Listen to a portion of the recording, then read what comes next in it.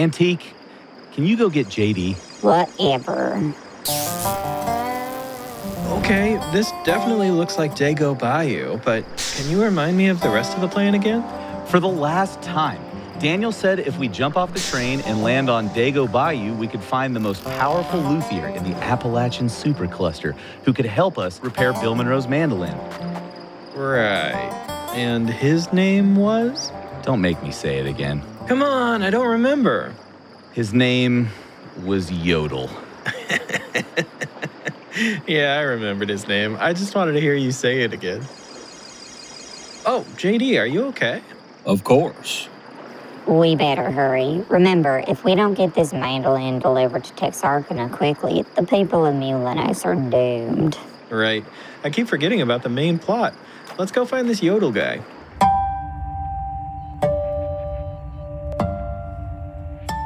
Space.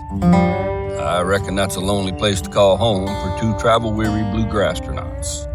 But between the long shifts of fishing for hydrocarbon in the lakes of Saturn's moon Titan, there's just enough time to get some picking in.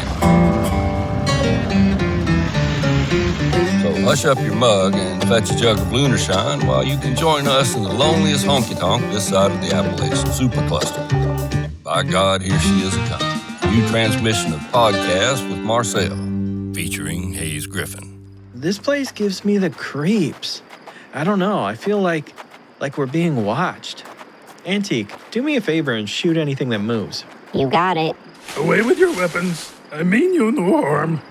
Oh, hey, we're looking for Yodel. Do you know where we can find him? Lead you to him, I will. This feels dangerously close to copyright infringement. Shut up and follow Yodel. Well, that was quick. So, where's this Yodel guy? Hold up, I just got it. This guy is Yodel. Yodel I am, yes. Great! Can you fix Bill Monroe's mandolin? Yes, fix it I will. But first, prophecy I will tell you. What prophecy? One of you, the chosen one, will become. Oh, Dibs, I want to be the chosen one. One of you shall bring balance to Appalachian supercluster. Marcel, I think you'll make a great chosen one. Hayes, the chosen one, you shall become. You take that back, Yodel. I call Dibs. Dibs is sacred. Training we shall begin. Yodel, we're kind of tight on time. Can we get the Cliff Notes version? Yodel, I'm not so sure this is a good idea. Swing you will.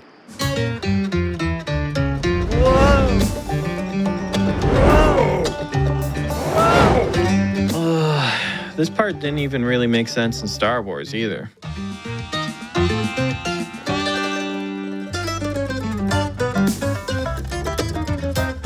At least that scene where Hayes floats in the opening has been accounted for.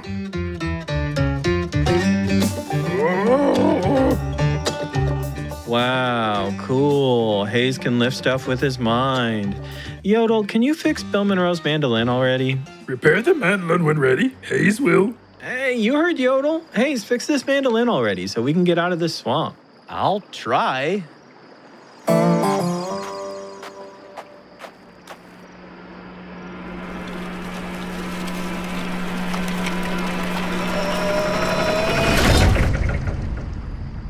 Well, that was weird.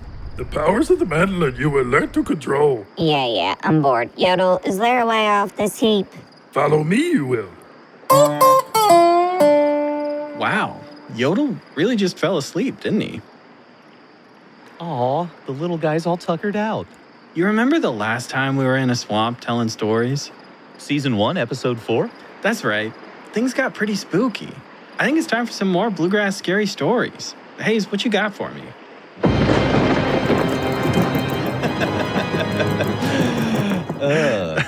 Well, Marcel, I know that you're familiar with the concept of the fiddle as the devil's instrument. Very much so. Contrary to popular belief, Charlie Daniels did not originate this myth. He didn't invent the fiddle. Contrary to popular belief, like I said. But seriously, the devil's instrument, we've all heard this, right? You know, there are these accounts of like, you know, the church in the 19th century or whatever, banning dancing and merriment of any kind, and they started to label, at least some Christian groups label the fiddle as the devil's instrument because it inspired all of these sinful activities and stuff like that, right? Beyond like a few scattered kind of examples of this, I couldn't really find like a beginning to this myth. Do you know anything about the origins of the devil's box myth or anything like that? No, yeah, it's kind of a weird thing when you look some of that stuff up. Like it's hard to find a source for these things, right? Yeah, absolutely. And like a Luddite, I looked up the wiki on Devil Went Down to Georgia just to see if there was anything that even Charlie Daniels references. Seriously. Whoa, whoa, whoa, whoa, whoa, whoa, whoa, whoa, whoa. Hold up for a second. There's a wiki for that? Yeah, come on. And you've printed it all out and you have it with you today. Exactly. I have it with me today, highlighted. But seriously, like no references listed there. I start digging back, you start researching, and there's like you said, the church banning dancing and banning the fiddle because of the sinful activities it inspires. There are even this stretches back into Europe, I found. You know what I mean? So not even just like modern England or anything like that. We're talking about like almost medieval times Scandinavia even. You start to see some Really? evidence of the devil's instrument being like referenced there. People talk about the Christian church in Scandinavia around the same time, kind of doing the same stuff that we're talking about in like England and the United States, you know what I mean? Or at least the colonies at that point, banning the fiddle because of the sinful activities. But even before that, there are myths of, I found out, these devilish or demonic figures that actually are open to challenge. Like, Devil Went Down to Georgia, so you can kind of like challenge these figures, for either musical talent. It seems like such an Americanism to me. I don't know why, but like there's something that feels American about like the Crossroads myth or something, like going out into the country and like meeting the devil. They're just like in Devil Went Down to Georgia. And then not only that, but then like engaging in a game, like something about like settling differences like that. It just feels American. And maybe that's wrong of me, but yeah, it's like a fisticuffs kind of thing. Yeah, I challenge you, sir. Yeah. Yeah. That's so interesting. So what were how do you challenge this being? Yeah, well, follow me back to the land of, origin for many Midwesterners here. We're talking Sweden. Don't. Every episode, somehow you're like, you bring up the Midwest.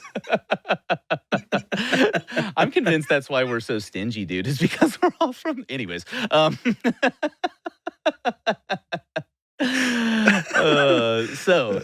being said, follow me back to Sweden here. So there is a creature or a being. It goes under many names in Scandinavia and kind of like Germany and such.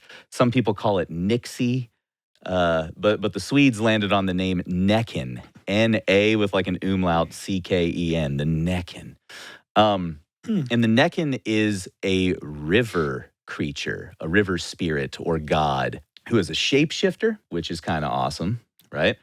So you never really know. That is kind of awesome. You never know what the Näcken is going to look like. Some tales even say that the Näcken will take the form of treasure. And like, you'll stumble up to the river and like find some treasure and then it'll, like pop out and, do its Näcken thing. It also means that the Näcken could presumably be naked. Well, see, that's actually where the story, the plot thickens here, if you will, because that's actually kind of part of the deal, is that the Näcken is usually, at least in more modern accounts of the legend, depicted as a naked river being, someone very, a very ripped kind of Adonis-like figure who is very adept at the fiddle and lures typically children or women to bodies of water where they are then drowned.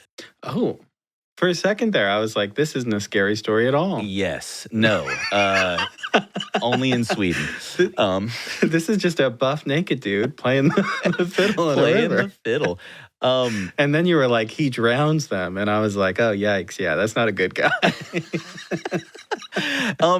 But here's something interesting, though. This is kind of where, like, you know how there people are doing these, like, origin stories for all the horror films and things these days, you know, like how the character actually, like, became so troubled that they turned into Jason or whatever. And I kind of found this story that was written by someone online. This is a work of fiction, but I think it's based on some real legend here.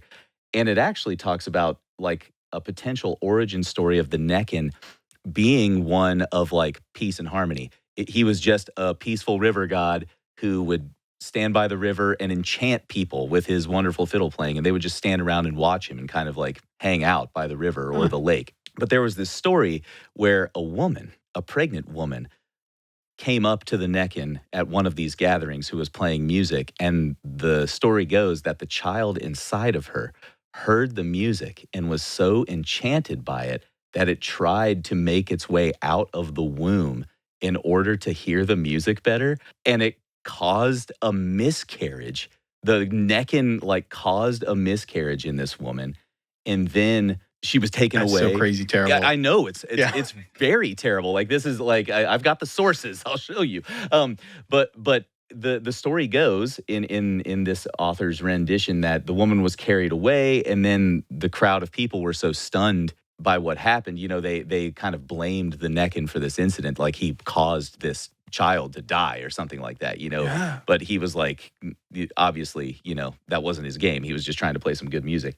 And then there are other accounts that are kind of similar, right? Like there are these other ones where, like, the Näcken's floating out in the water and sees a father and son who are fishermen floating by, and he warns them that they don't want to be on the water that day. Bad stuff is going to happen. They need to, like, head back.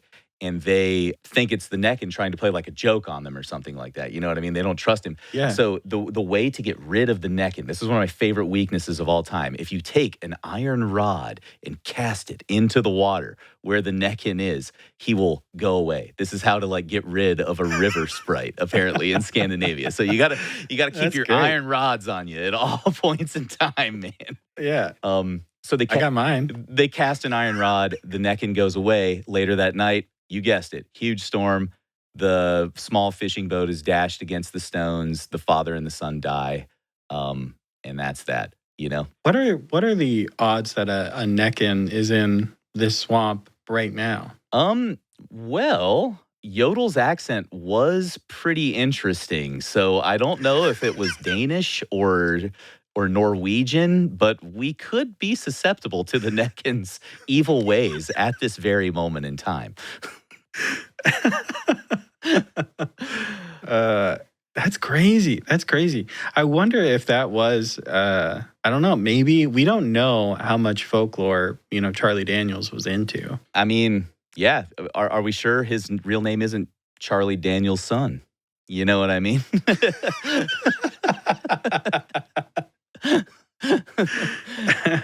Charlie Bjorn Daniels.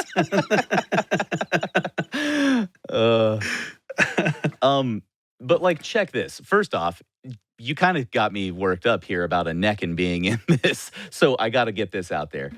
One of the Näcken's weaknesses: if you're being carried away by the monster and you call his name, you'll be released. Oh. So this is like a PSA. This is like a safety announcement to remember the name Näcken. No, you mean like his like Christian name. And I wonder if it is, you know, like demons. You know what I mean? Like, do you have to know, like, Beelzebub or whatever, you know? Like, hopefully his name is pronounceable by the human tongue too. But yeah, the most interesting thing, I guess, about this, to go toward the less creepy side, is that I found some stories of this guy, like, they kind of, like, range depending on which Scandinavian country you're in. So I'm not sure entirely how to handle this, right? But, like, some think that, like, you know, the Näcken can be appeased with offerings or by playing music of superior skill to its own. So, like, you can kind of, like... If you shred harder. Yeah, if you shred harder than the Näcken, you can, like, best the Näcken, you know what I mean? And, like, kind of get him under control there. Maybe get him to put some clothes on, you know what I mean? At least.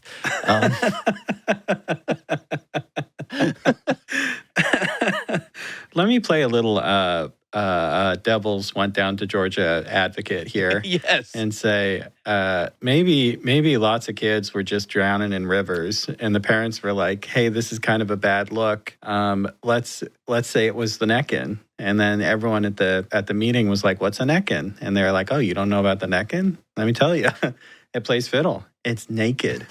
Shock, alarm. Yeah. Like, lock up your kids. Yeah. It'll drown them. like, I mean, it sounds pretty similar to something that like 60 Minutes might air, you know? So that's, Yeah, exactly. Yeah. Kids these days, they're going to Näcken parties. Yeah. Are your children visiting the Näcken? Oh man, I think that I think that does probably have a connection to American folklore. I mean, all these stories are tied together. Like serious moment for a second. Yeah. I feel like stories like that, especially this weird shred harder than the Näcken thing. I mean, that feels very Crossroads. Devil went down to Georgia. That's the mythos. Absolutely, and I don't feel like. This isn't like my smoking gun, like that I found a few references to this and just some like old tales. But I mean, it is like, it at least shows that those ideas are not original to America. You know what I mean? That it came from somewhere. This has got me thinking about a little bit of bluegrass black magic, if you will. Yeah. I don't know how familiar you are with this or if this is something you practice. It's something that I practice. But a lot of times people pick up my guitar and they think that there's a loose pick on the inside. And in reality, what's on the inside is a rattlesnake tail. Do you have rattlesnake tails in your guitars? So I do not have one on my guitar. I was actually given my first rattlesnake tail at Kaufman camp. Oh, really? Yes, and it is in my mandolin case, and I've been too scared to put it inside my mandolin. But it's in the pocket, and it's waiting to go in. Yeah, you got to do it, man. So I've heard that, of course, Tony Rice did this, but going back further, Bill Monroe did this, and going back even further, Bill Monroe said that Uncle Penn did this, I believe. This was obviously a practice in the pre-bluegrass world, and there's so much argument about why people do this. I mean, when people ask me, I always joke, and I'm like, "Oh, it makes you play faster." It's like the PF Flyers in The Sandlot when they're like, "It makes any kid run faster and jump higher." Yeah, that's what the rattlesnake tail does. Makes me louder and faster. What do you know about that? Why do people use the rattlesnake tail? So I've heard. Have you ever seen the film Sprout Wings and Fly? No. It's about Tommy Jarrell. It's like a documentary of Tommy Jarrell. And in the opening scene to this, it's like a slow pan in on Tommy with holding up a rattlesnake rattle.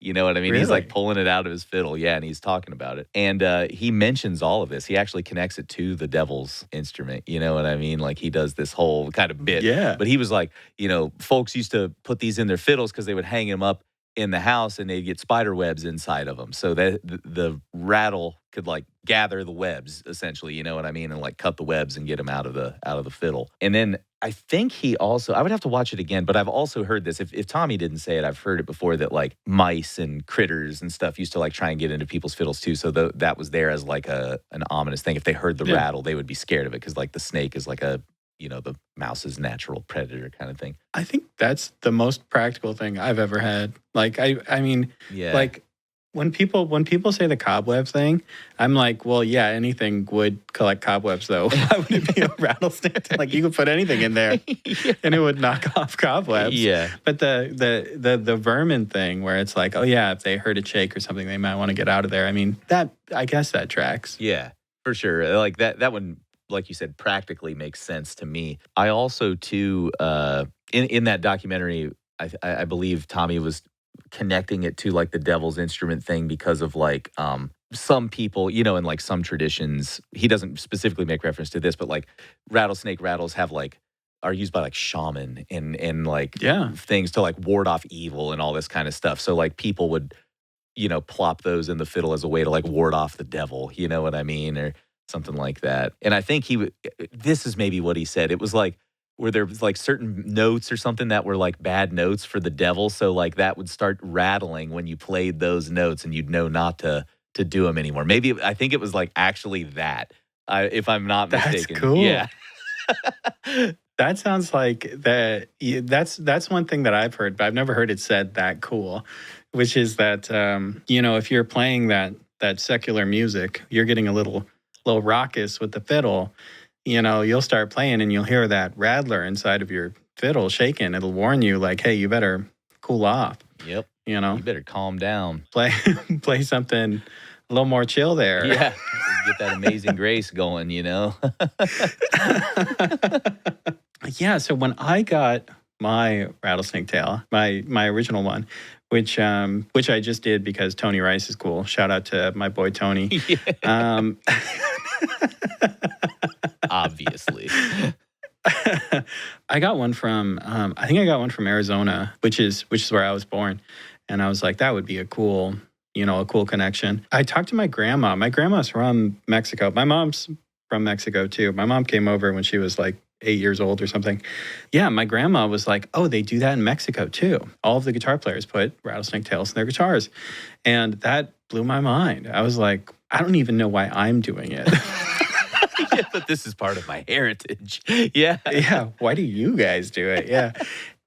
She didn't have a good answer. And from digging around, I don't think there was a good answer. I don't think they know why they do it either. I think everyone just does it. But I will say, I will add a little interesting thing on there, is that when we visit my family in Mexico, which admittedly I haven't been in like a decade or longer, they're really interesting. A lot of those folks are like outwardly Catholic. Mm-hmm. You think of them as being Christian folks. My family is from a very rural community. In fact, the town that they're from, they just call it the ranch. I'm not sure it has a name because everyone just calls it the ranch. And up until pretty recently, I mean, they didn't have electricity. They still have palm frond roofs. You bathe out of a bucket and all that. I mean, it's rural. They got black magic. Let me tell you, do they have black magic? They have a local shaman that like comes to help with things. And yeah, and when my family was visiting when I was maybe like 17 or 18 or something, we're all hanging out. Suddenly, this guy just runs through the room with some burning sage, and he's putting it under the bed. He's, just we don't know who this guy is. So we went and stood outside. And so we're standing outside while the house is being fumigated. And one of the little girls is in the window of the family, and so we go to the window. We're talking to her in Spanish. We asked the little girl, like, what's going on? What are they doing in there? And the little girl says, well, they're blessing the house to drive away all the evil spirits. And we're like, well, it's pretty funny that we all went and stood outside then. That's great. I guess we're the evil spirits. Yeah. They got a bunch of interesting stuff going on. I remember they thought their neighbor was a witch, or their neighbor was a witch. Who am I? Who am I to decide that for them? But they had a tree that died, and the shaman was like, well, the tree died because your neighbor's a witch. I hate to tell you, but it's the facts.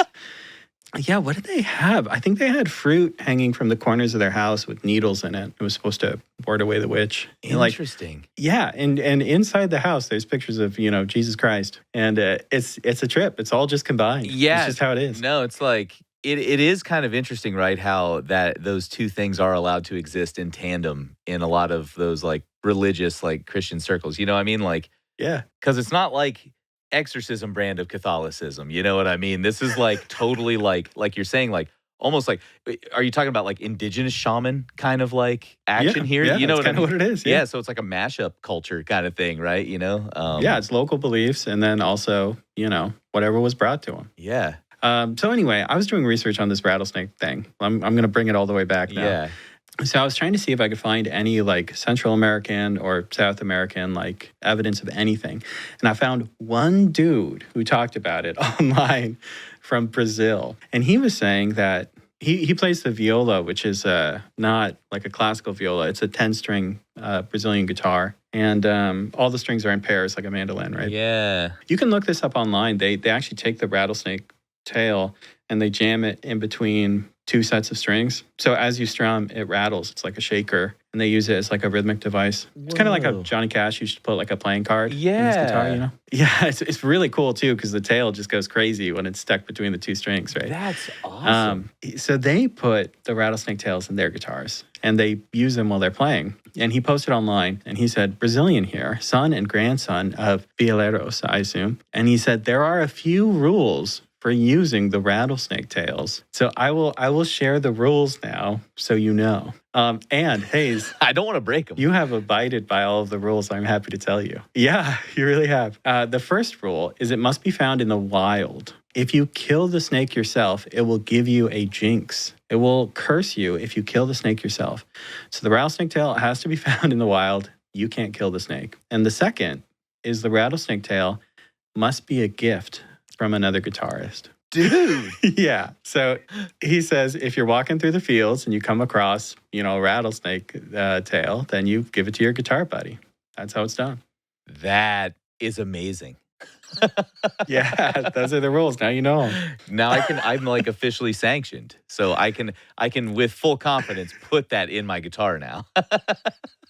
Yeah, exactly. You didn't kill the snake and you got it from another musician. I'm stoked. This is such a weight off my shoulders. You followed all the rules of the black magic. Yeah.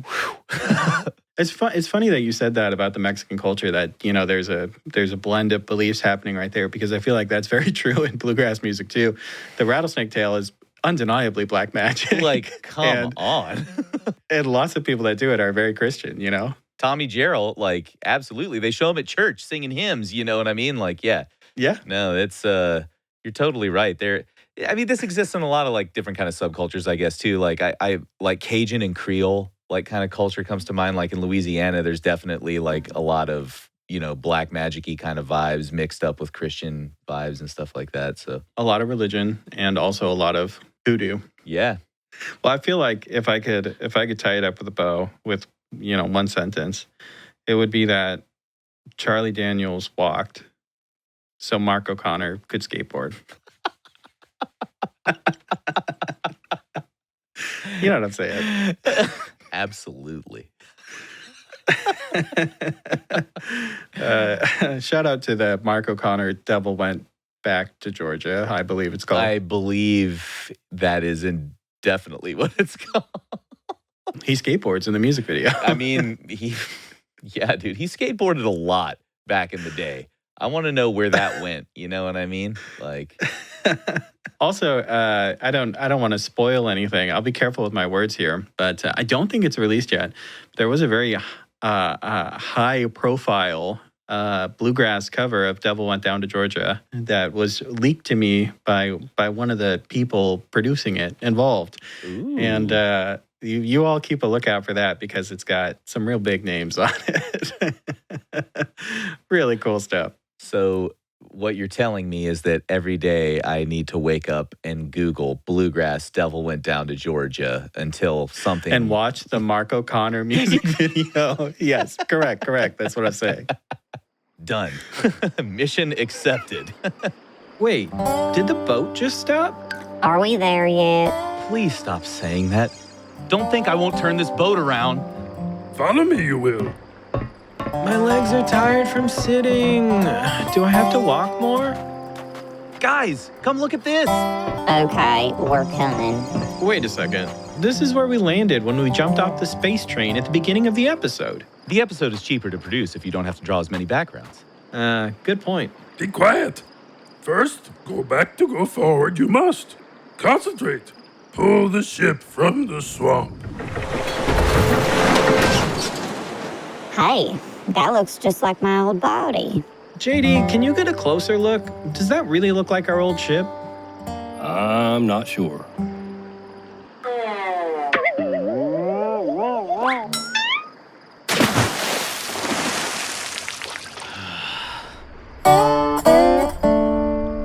Okay, what is it now, Yodel? We really need to get going. Before you leave, a gift for you I have. The bass of Bessie Lee Malden for JD. You will need a powerful instrument to play your part in the prophecy. That's incredible. JD, are you excited? Of course. Oh, so you guys have instruments now, but I still don't have a guitar. Antique blew up my D35. A powerful instrument will find you soon. Be patient, you must. Okay. Thanks, Yodel. Well, we better get going. This ship's not ready yet. Let me go tune up the engine real quick.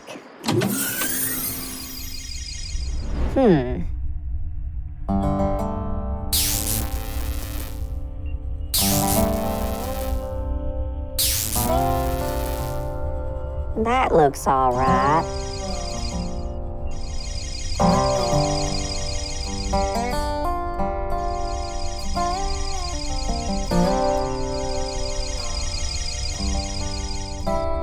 This can go here.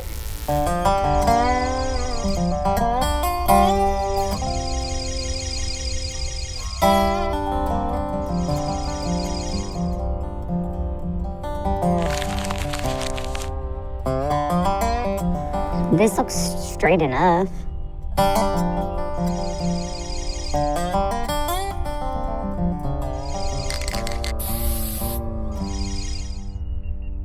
There, now it feels like home.